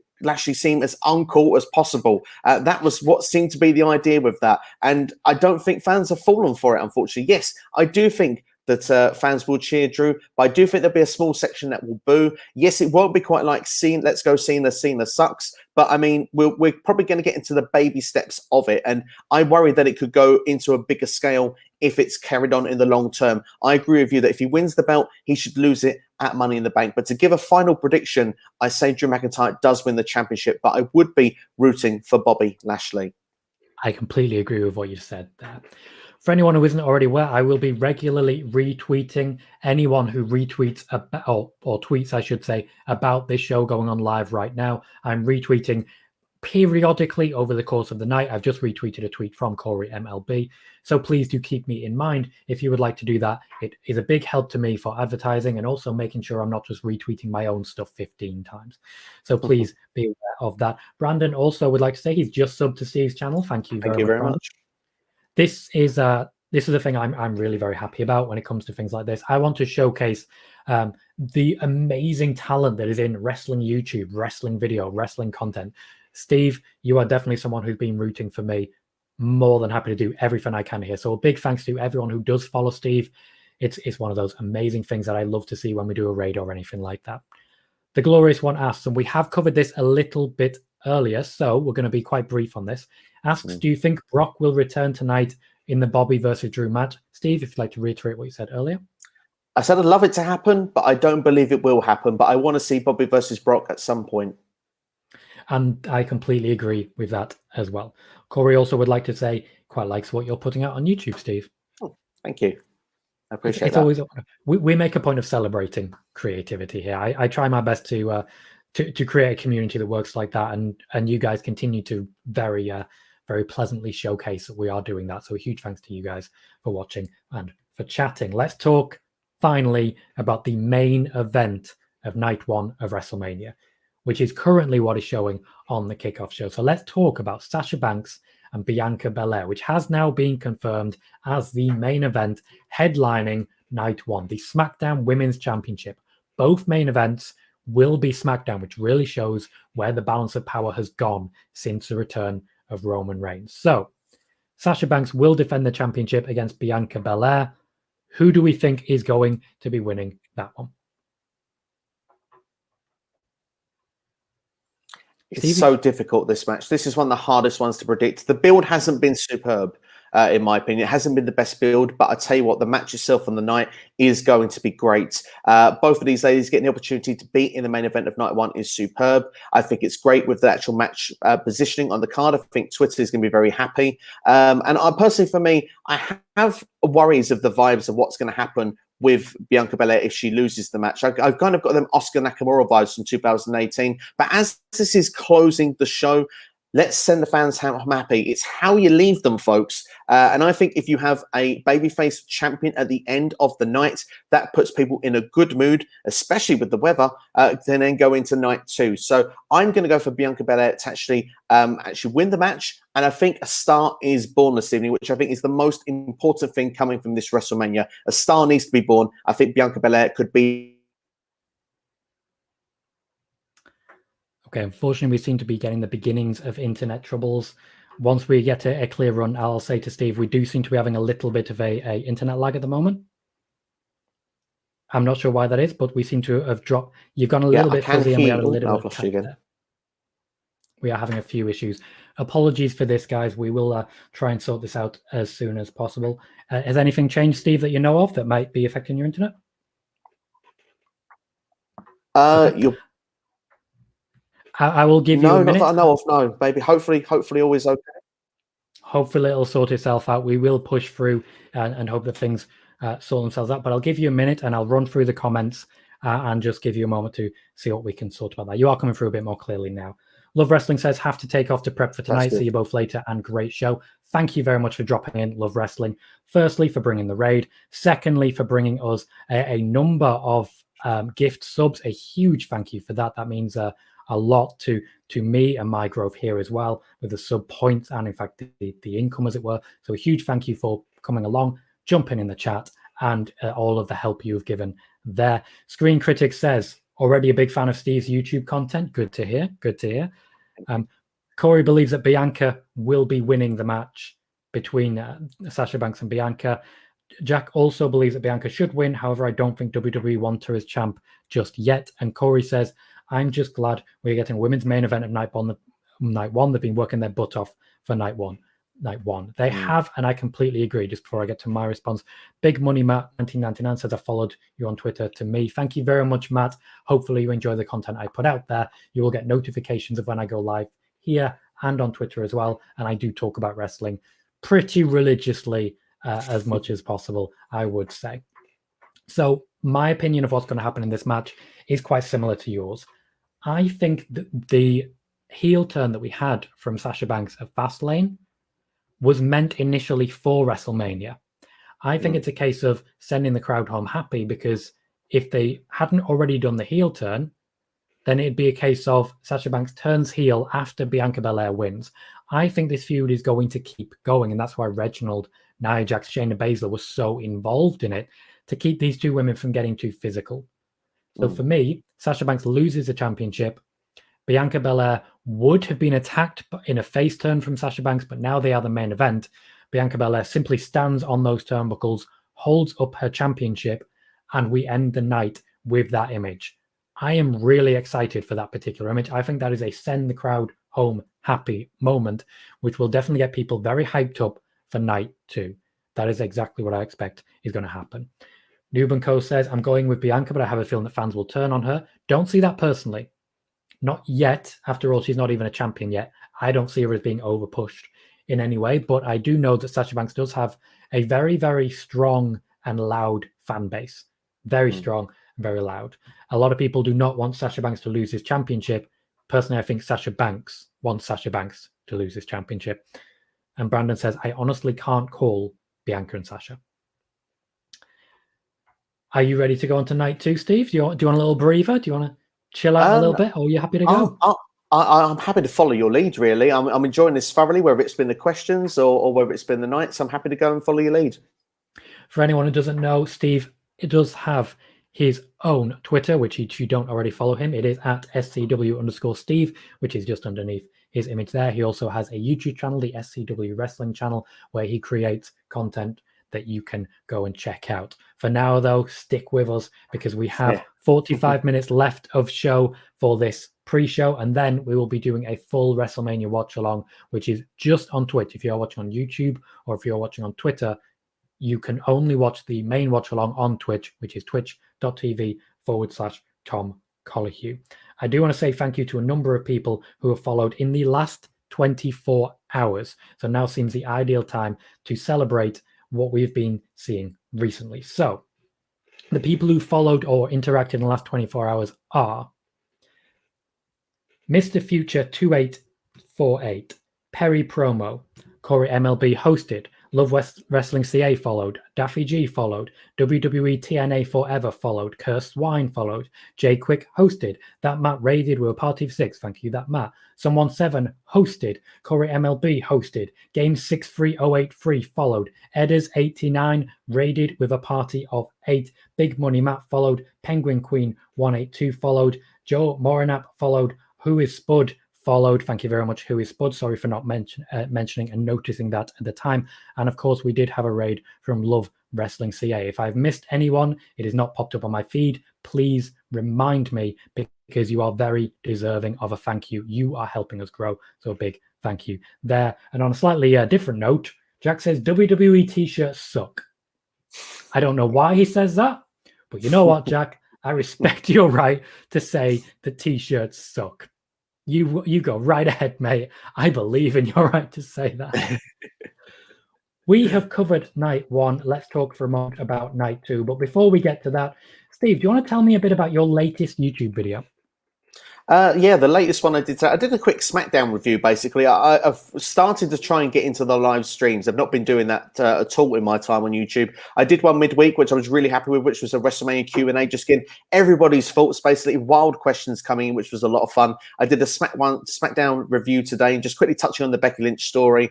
But as well as that, the one I'd mainly plug is the NXT Stand and Deliver. I did the review of that show. That actually went out last night. So there's been reviews dropping all week. I've done WrestleMania 17, WrestleMania 9 as well. WrestleMania 9 is one of my favorite ones because WrestleMania 17, we all know it's a great show. No, WrestleMania 9 is not a favorite, but it's a favorite for the fact that I can pick it apart and actually say what I think I could do better with it, because I like the creative ideas. If something's bad, I like to try and find a twist of a way that I can hopefully find a thing that I think is better and then see if people agree, because some people will agree and of course some people won't, but that's the beauty of opinions. Everyone's got a different one, and I'm just sharing mine, and I like to see if people have that same feeling back. And yeah, WrestleMania 9 arguably one of the worst of all time, but I think that they could have done it better. I think they could definitely have done it better. I thought for a moment you were putting over WrestleMania 9, and I was just hovering over the button to just take you off the screen. Gotta be completely honest. Gotta be completely honest. I mean, just looking at Caesar's Palace, that was beautiful to look at. But I mean, yeah, if anyone's a fan of the way that Hulk Hogan won the championship at the end there, sorry, spoiler if those who haven't seen it, that's one of the arguably worst booking decisions of all time. And also an interesting booking decision, Jim Ross in a toga. He was not happy about that. Was not happy about that. No. Let's start by talking about Kevin Owens and Sting. Sami Zayn has Logan Paul in his corner for night 2. He has Logan Paul in his corner, which may play into how things play out. So let's talk about that just for a moment. Who do you have winning the Kevin Owens and Sami Zayn match, and how do you think Logan Paul is going to get involved? It's very interesting because I thought at first that Logan Paul would be sort of on Sami Zayn's side, but he seems to be distancing himself from Sami. He's not really feeling what Sami is doing. So I wanted Logan Paul to get a stunner. I'm not going to lie. I think Kevin Owens is winning the match, but maybe there's something that happens where Sami Zayn kind of does some cheating shenanigans, whether it's during the match or perhaps more likely for my prediction after the match. And this is where Logan Paul can do something physical to do something on Sami Zayn to give the, embarrass Sami, get the WrestleMania moment. But I think this needs to be a big win for Kevin Owens. I mentioned Money in the Bank already earlier in this video. I'm going to say it again. Kevin Owens last year should have been going for Money in the Bank after that big win against Seth Rollins at WrestleMania. He was off TV for a while. I don't know if it was a little injury or something. He was off for a month or two. This year, Kevin Owens is the perfect guy for Money in the Bank to actually hold the briefcase, because he's sort of on the level of main event, but he just needs that sort of little boost to just get him there to actually win the championship. Money in the Bank would be the perfect thing to do it, because he can do it as a babyface, but he can also turn heel. And we know Kevin Owens is great as a heel as well. So for me, KO has to win in the match. I think Sami Zayn is probably going to get embarrassed by Logan Paul. And I think this should be a feel-good fact, hopefully a fun story. I completely agree there. The way I see this, Logan Paul is playing the exact same role that Mike Tyson did at WrestleMania 14. Yes. I think at that time, Mike Tyson was new and exciting to a lot of fans, even though he was obviously a known name.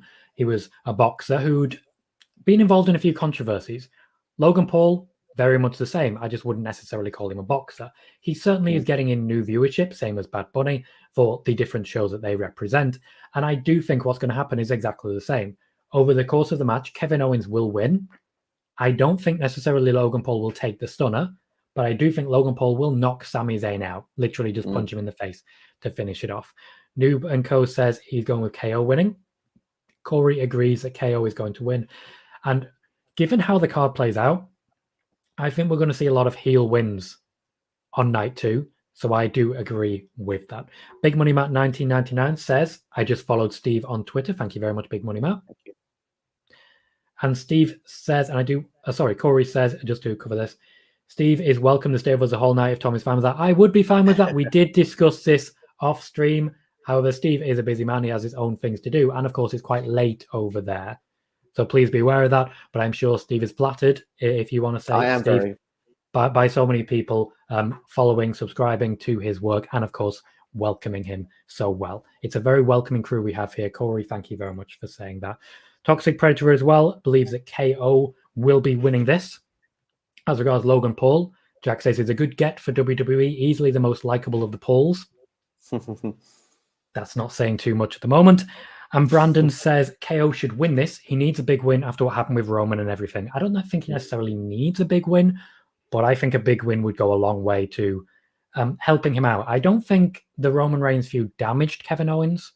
I think, if anything, it brought him to greater prominence, but he does need a moment now to come out of the end of that tunnel, similar to someone else who we'll talk about in just a moment. Noob says, should we count that infamous filming in Japan as a controversy? Yeah, I do think we should, Noob. I really think we do. Do you know what we're talking about there, Steve? Actually, I don't know on first reading that. I'm going to suggest that you not look it up. Okay. Logan Paul screwed up massively. Going to suggest you don't look it up. Our next match is regarding the United States Championship. Now, I did just mention Sheamus as someone who maybe needs a win to get back on winning ways after losing pretty conclusively to Drew McIntyre multiple times, to Bobby Lashley. So, Matt Riddle is the current United States champion. He did win it from Bobby Lashley without even wrestling Bobby Lashley all that much. Who do you think is taking this one for the United States Championship? Now, I must admit, on my predictions I did on my channel, I went for Riddle. There isn't really much to go on with this other than both of these have faced each other numerous times, and they are, they've got great chemistry in the ring, these two. They work really well, great matches. I think they'll put on a solid match here at WrestleMania. I wonder what the bird thing is going on with Riddle. Why he sort of, the flip-flops come flying off and then the birds come flying. Is this something to do with Peacock? I'm not sure. I believe that's a Peacock thing. It could be something to do with that. But I'm going to say what I want here. we've seen it in a couple of comments already, Sheamus deserves the United States Championship for the hard work. He's doing some of the best work of his career. Some unbelievable matches with Drew McIntyre and Lashley as well, in good matches. He deserves a run with that championship. And let's not forget, who was meant to win that championship at the Elimination Chamber was none other than Keith Lee. Riddle was meant to be the fall guy in that match, not the champion. So this could be something short term. Sheamus could win the belt, and Sheamus and Keith Lee had a bit of a rivalry, or sort of a partnership / rivalry. They were kind of flirting with the idea. I think this would have been the WrestleMania direction had Keith Lee been active right now. So for me, I say Sheamus wins the championship. I think Keith Lee will be chasing him when he returns. I completely agree with all of that. I think that's the logical choice for me. I'm not aware of many we've disagreed with. I think maybe the Shane McMahon one is the only one we've really disagreed with so far. Yeah. But I definitely think it's one of those. Sheamus could really do with the win. And Keith Lee was the guy who was supposed to be taking the championship, leading into a Lashley versus Keith Lee feud, leading into a possibly Sheamus versus Keith Lee feud. Riddle has got the opportunity, and to be honest, he's done very well with it. He's been putting on very good wrestling matches. That said, I don't see him keeping it. I think it goes to Sheamus. But if Keith Lee was the champion, I don't think then that it would have. What I do want to briefly touch on is what Jack Golden is saying about Logan Paul, saying that Logan Paul is on a redemption arc and is really grown up, or is at least pretending. I don't like him, but I can see development. And I think this is something that is worthy of mention. When it comes to someone like Logan Paul, number of controversies, has screwed up a number of times. If you see someone learning from this, I am more than willing to give them the benefit of the doubt, which is one of the reasons I'm not a big fan of Hulk Hogan, because I don't see any development whatsoever or learning. But that's just me personally. I won't ask for your opinion on that, Steve, unless you want to give it.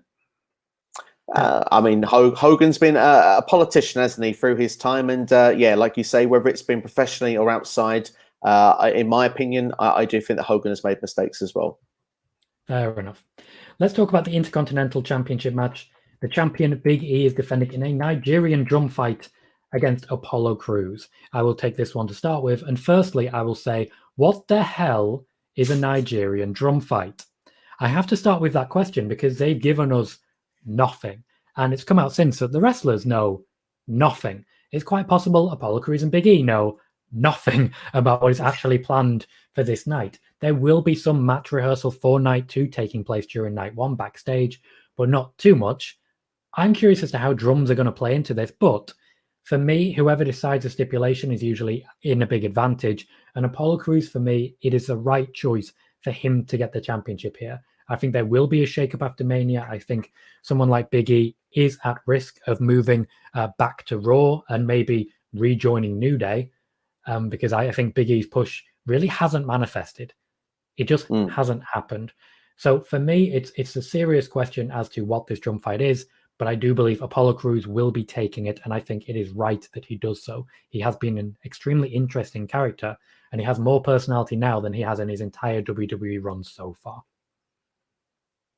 Absolutely, I agree with that 100%. I mean, looking at things with this is one of those matches for me that's the hardest to call. I really don't know which way it's going to go. But as I said with the Nigerian drum fight, I think I said this earlier in the stream, that I have this feeling that it's going to be a bit like the Belfast Brawl from WrestleMania 24 with Finlay and JBL, where it's just going to basically be a good old-fashioned street fight. Maybe there'll be some drums around the ring. If there's a good excuse to use the steel steps that's been in their rivalry, I think that's that fair play. We'll accept it. I think it'll be good fun.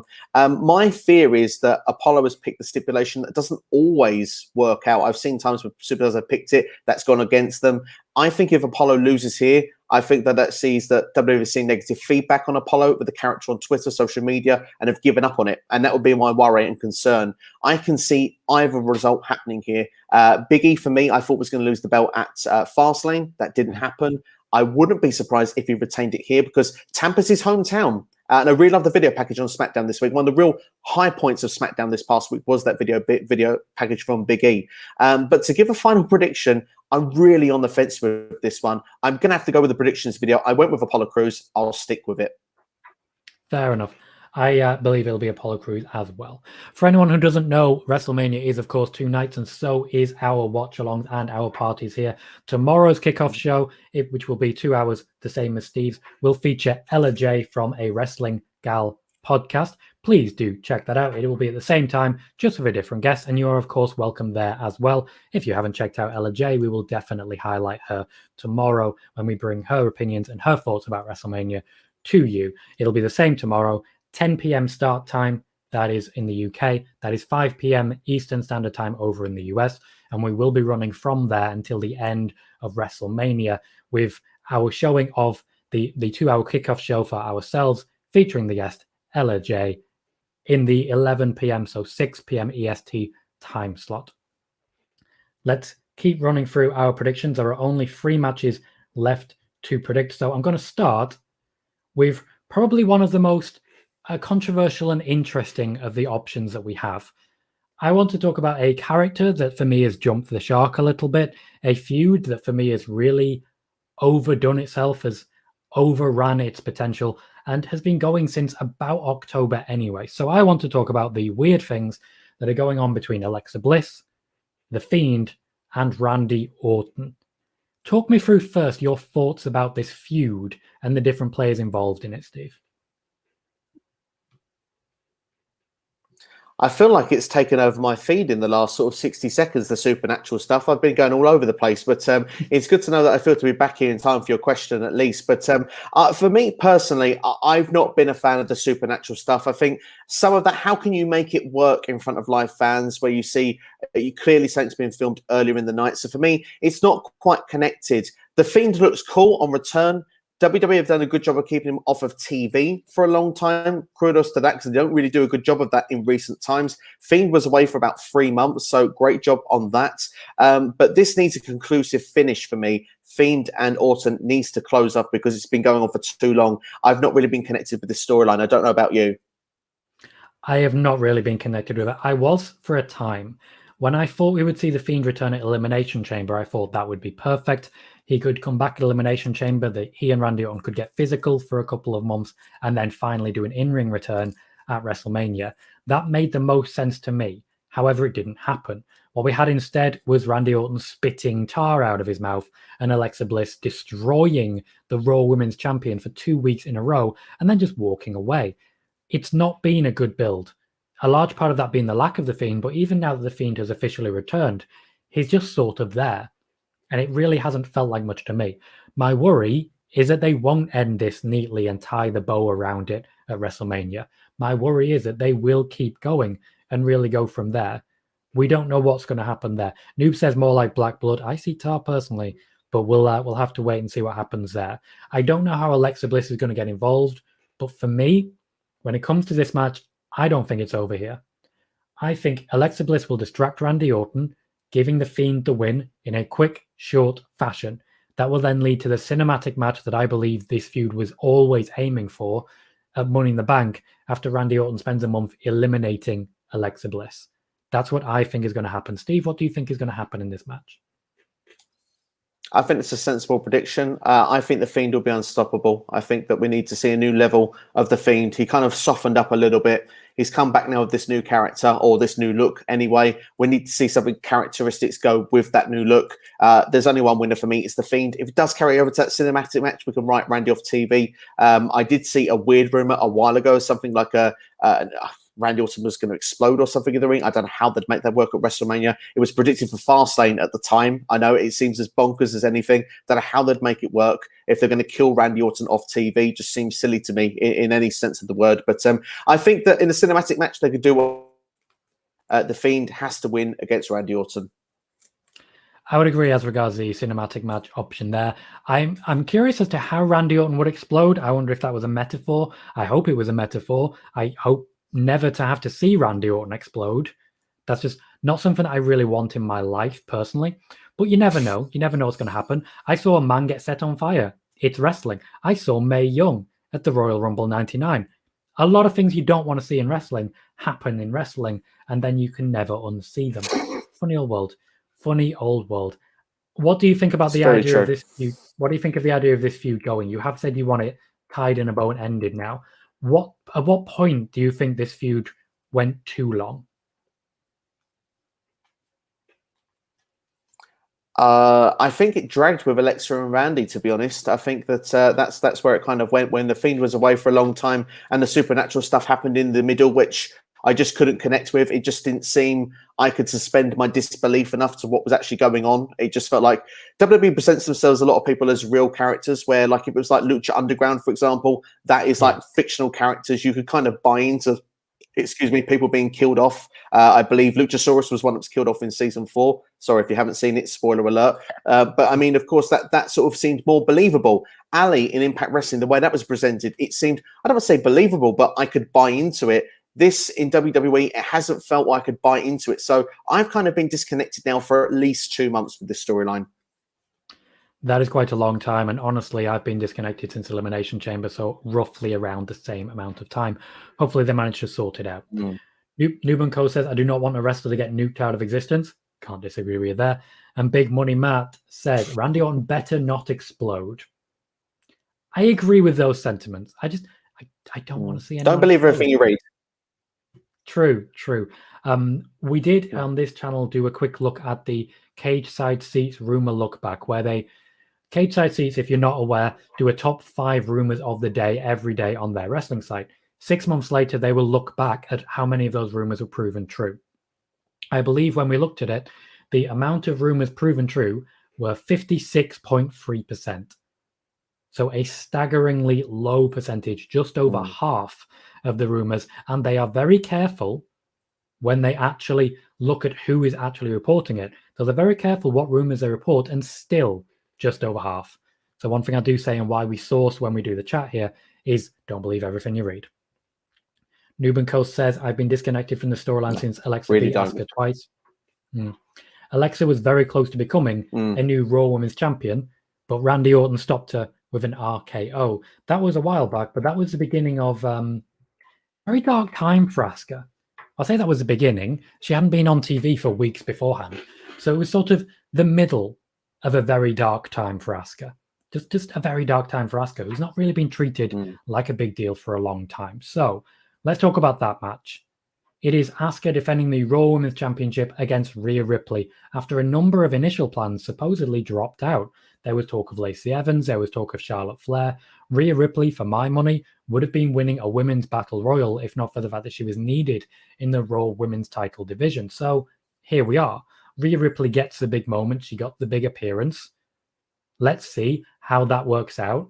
Rhea Ripley will take on Asuka. Steve, who do you think is winning this match for the Raw Women's Championship?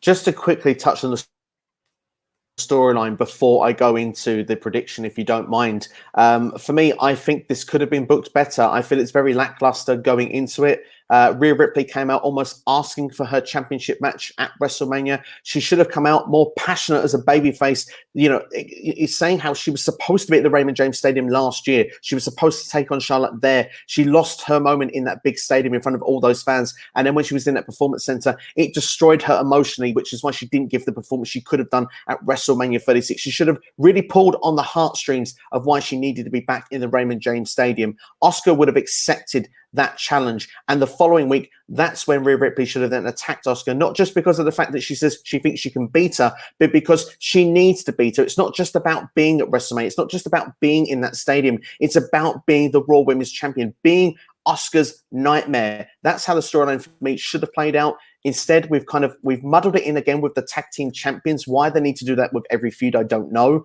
But looking at it, Rhea Ripley, characteristic-wise, still has to heel.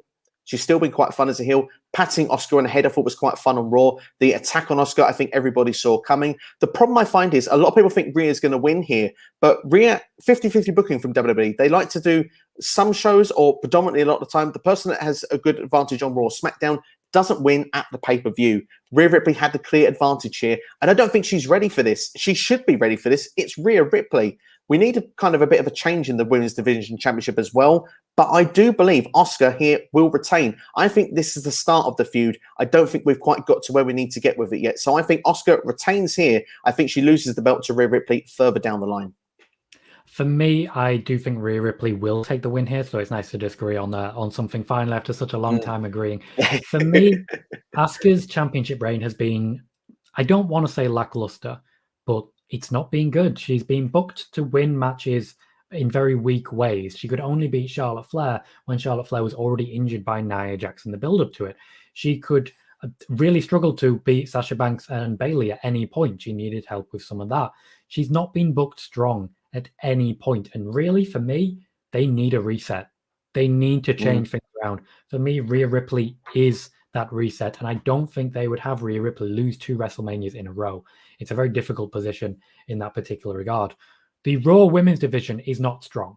Something has gone very wrong with that Raw Women's division, and I need them to fix that. One of the reasons I want to see a shakeup, I'd like to see Bayley moved across. I would like to see Alexa Bliss re-enter the women's division now that she's established as a major player. Rhea Ripley being a champion, if they break up Nia Jax and Shayna Baszler, immediate opponents there, even though Rhea Ripley is a heel. Personally, I don't see Rhea Ripley getting booed.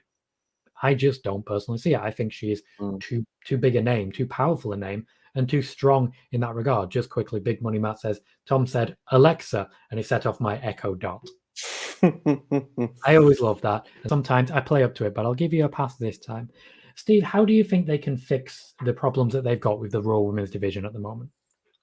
Book single championship matches. That's pretty much where it started to go wrong. Asuka, from believe my with my research is correct, she was supposed to defend the championship at Elimination Chamber. That didn't happen. Before that, I think you're going as far back as November against Lana.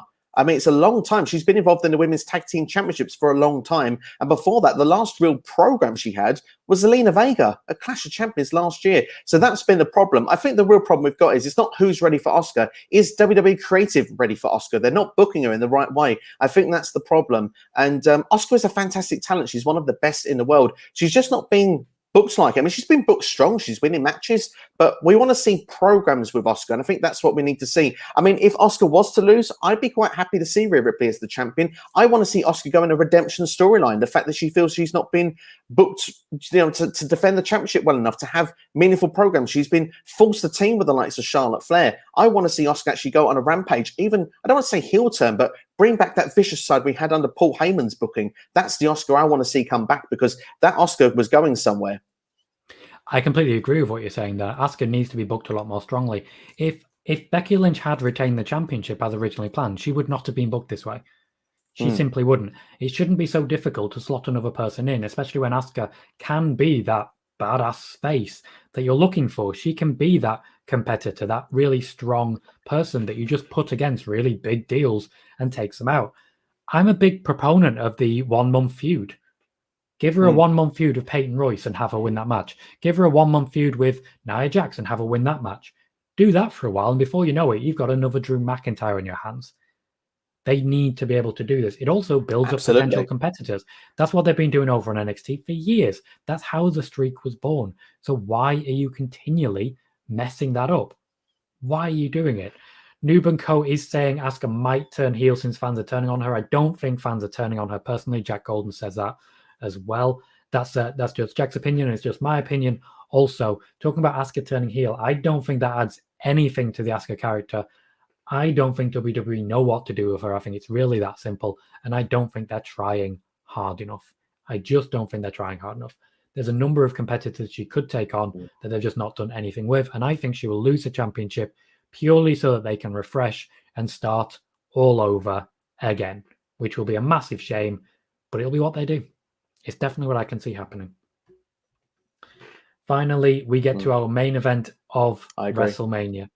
For the Universal Championship, we have Roman Reigns defending against Edge and also defending against Daniel Bryan. We've talked about the build for this a little bit earlier, but this is in fact the top program of the WWE at the moment.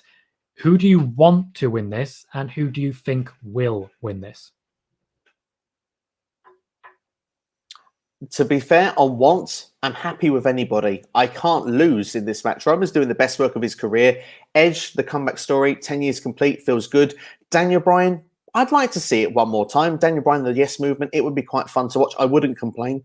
It probably would be the least one I'd want to see, but I still wouldn't complain either way. The one I want the most to win, and the one I think will win, is Edge. I think that the story is destined there for him. Roman hasn't got to take the pinfall, so he's protected. I'd like to see the Roman Reigns storyline of him sulking without the championship, still being head of the table. That can also cause friction with him and Jey Uso. That could be fun to see. That brought back to life as well. I think Edge and Daniel Bryan is a singles program that needs to happen after WrestleMania as well. So there's lots of directions this can go, twists and turns. Seems a lot of fun, but to give you a prediction, it's what I want and who I think will win it. I'm going Edge all the way because he has the chip on his shoulder, and Edge, he's an opportunist, and he's always proven before he can do it when it comes to big time stakes. Edge is proving what a great main eventer he is, especially with that promo this week. He is there for a reason. He is someone we've missed for many years. He's come back. He's going to capitalize on this moment. The dream will happen for me. Edge actually becomes your Universal Champion.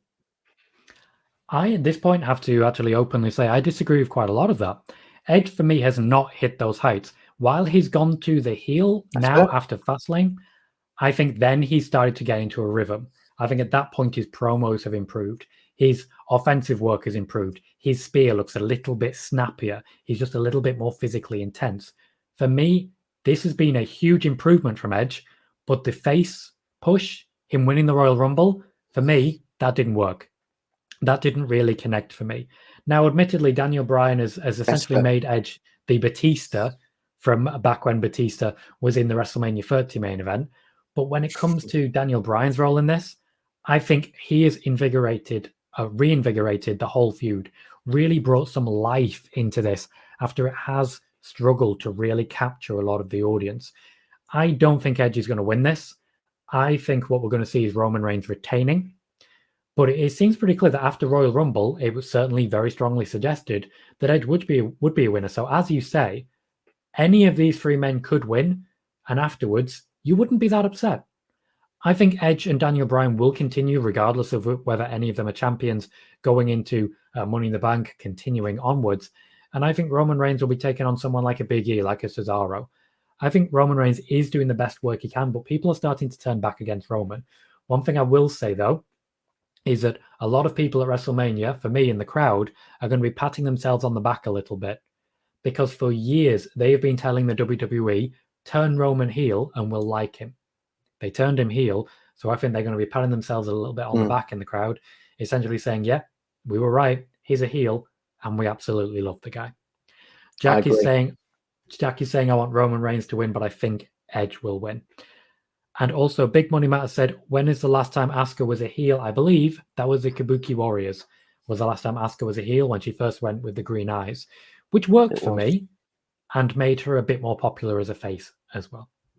That is all of our predictions for WrestleMania. We are 17 minutes away from WrestleMania starting. So at this juncture, we are going to let Steve put himself over as much as possible. And then we're going to let both of us go and get ourselves set up. So Steve, if you'd like to reiterate where we can find you, what you create, and then if you will sign off as it were, and I will drop you out to say goodbye to the rest of the stream. Please go ahead, sir. Well, first off, I want to say thank you for having me on here. It's been an absolute pleasure being on here. I've enjoyed being on this with you, Tom. Hopefully, we can work together again sometime in the future. It's been an absolute pleasure to be here, so thank you for that. I'm on YouTube, SCW, the Wrestling Channel. I try and do as much content, probably about 4 or 5 videos a week. There'll be a lot of videos coming up during this week with WrestleMania, the reviews coming up, as well as that, the Raw After Mania, NXT. But I like to do a lot of creative sort of videos, a lot of interaction with everyone as well. I like people to throw their questions in, video suggestions, and I like to sort of just interact with people. That's what it's all about. Fantasy booking, predictions, reviews, just a creative twists and opinions. That's sort of what I'm all about. And yeah, on the road to 1K subscribers, would love to hit the milestone, and appreciate everyone that's been supporting the channel and all the people today that's been on here that made me feel so welcome. So thank you to everyone here, and hopefully you'll see me again on Twitch one day. It's been a lot of fun being here. So Tom, thank you so very much. I'm sure we'll be able to organize something a little bit later to come on again. Hopefully we've managed to help that road to 1,000 subscribers as much as we can. Jack says, bye, Stephen. Have a good night. I'd imagine the chat drops in and out based on how they're watching WrestleMania, but I'm sure, and I'm very grateful to everyone for making Steve feel welcome. Have a good night, Steve. I hope you enjoy WrestleMania, and I will see you soon. Thank you. Take care.